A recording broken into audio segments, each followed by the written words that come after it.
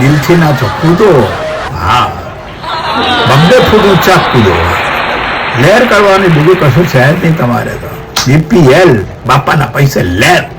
Bank વાળો ધોળખમ loan આપે અને એટલી બધી લોન લઈને બેઠો હોય ને, દાખલા તરીકે જો એનો જીવ લેવા માટે યમરાજ પાડો લઈને આવે તો પાડાની આગળ આડા થઈને હોઈ જાય અને કાબૂદી કરે, પ્રભુ નહીં, નહીં પ્રભુ નહીં, આની પાસે મારે બહુ લોન લેવાની બાકી છે, એને નહીં લઈ જતા, મૂકી જાઓ, મૂકી જાઓ. નહીં નહીં નહીં. ફેશન ને વ્યસને આ માણસની મતિ ફાટેલી ફાટેલી કરી નાખે છે.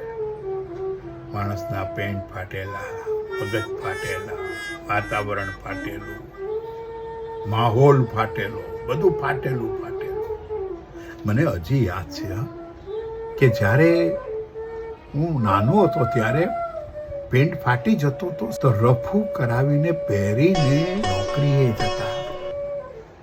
આજે તો બ્રાન્ડેડ કપડા જ તમને ફાટેલા મળે.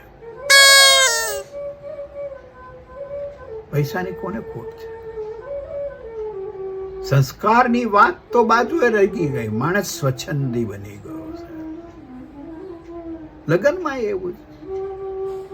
અમે પણ પરણેલા, નહીં પરણેલા એવું નહીં, પરણેલા અમે પણ અમારી બંધબાજીમાંથી 3 એકા જ નીકળતા. આજે તો એરેન્જ મેરેજ ઉપર લવ મેરેજ એવી ચઢાઈ કરી નાખી ને સાહેબ.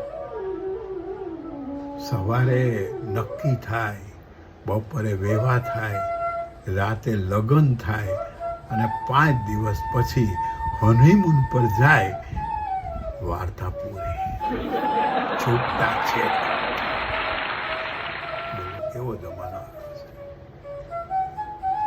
સમય એવો આવશે સાહેબ, તમને કહું કે લગ્ન કરતા પહેલા વકીલ રોકીને પેપરમાં નોટિસ આપવી પડશે કે મારા લગ્ન ફલાણા ફલાણી સાથે થઈ રહ્યા છે, એની સાથે જે કોઈનો લાગ ભાગ તાક કે લફરું હોય એની જાણ 30 દિવસમાં કરવી. પાછળથી કોઈ રજૂઆત સાંભળવાની છે. તારા કપાળમાં કાંદા ફોડું સાહેબ. તો તબલા વગાડ ભાઈ, તબલા વગાડ. આપણે તબલામાં જિંદગી પૂરી કરી નાખવાની છે.